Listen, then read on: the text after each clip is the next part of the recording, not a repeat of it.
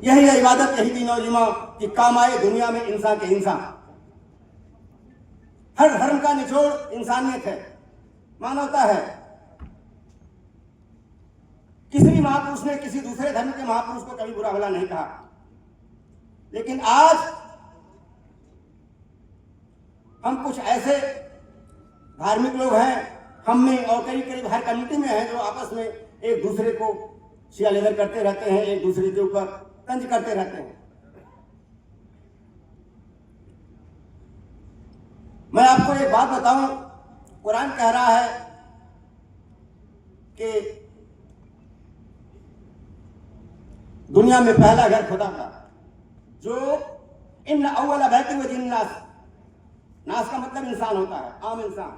दुनिया में पहला घर खुदा का जो तमाम इंसानियत के लिए रिफायत आम है, और जो उसमें दाखिल हो अमन में रहे। और उस घर के बारे में काबे को कहा जाता है, वह काबा जो कि मुसलमानों का किबला आज कहा जाता है, वह सारी दुनिया का किबला है। सचमुच में वह काबा जो है हजरत आदम अलैहिस्सलाम की समाधि है, मजार है, जिसको हमारे बुजुर्गों ने साबित किया है कि स्वंभु मनु और शत्रुपा जिनसे भय नर सृष्टि अनुपा, यानी उन्हीं को हिंदी में मनु शत्रुपा कहा जाता है और उन्हीं को मामा बाबा आदम माई हवा कहा जाता है। हवा का मतलब अरबी में दादी होता है, और जिद्दा का मतलब अरबी में दादी होता है, और दादी हवा की समाधि जो है जिद्दा में आज भी मौजूद है। इस बात को कट्टरपंथी मौलवी नहीं मानते, क्योंकि उनका मतलब है कि उनका खुदा आसमान पर रहता है। लेकिन हर कौम का ये मानना है कि खुदा आसमान पर भी है और जमीन पर भी है, मखलूक ही मजहर खालिक है, जीव ही साक्षात ब्रह्म है। यही अद्वैतवाद का सिद्धांत है।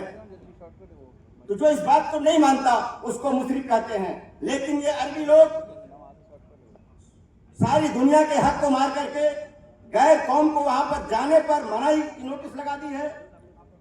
सात सऊद के पहले वहां पर दुनिया के हर मुल्क के लोग जाते थे और वहां पर परिक्रमा करते थे, तवाफ करते थे। उनका अधिकार होता है, इसलिए कि ये उनका सामाजिक अधिकार है। किबला का मतलब बाप होता है, वो उनके बाप हैं और वहां पर उनको जाने का अधिकार होना चाहिए। जबरदस्ती उनको मना कर दिया गया है, नोटिस लगा दी गई है कि जो मुशरिक है उसको यहाँ आना मना है। लेकिन मुशरिक की परिभाषा ये नहीं होती, दुर्विचार की वजह मुशरिक होता है और बदअमाली की वजह से उसको काफिर करते हैं।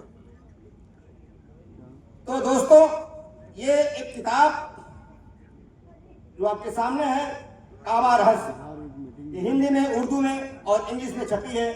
इसको लिखने वाले गोंडा के सूफी समान्याजी साहब, आज से 58-60 साल पहले ये किताब लिखी गई। बंगाल के अंदर वो मौजूद थे और इसमें वेदों से, शास्त्रों से, कुरान से, हदीस से, पूरे पुरानी तारीखों से इस बात को साबित किया गया है कि काबा कब्र आदम है। और उसी वक्त इस किताब को तमाम मुल्कों में भेज दिया गया था और तमाम मुल्कों की रसीदी मुहर भी इस पर इसमें मौजूद है। अवेलेबल है, मिल भी सकती है जो लोग चाहें।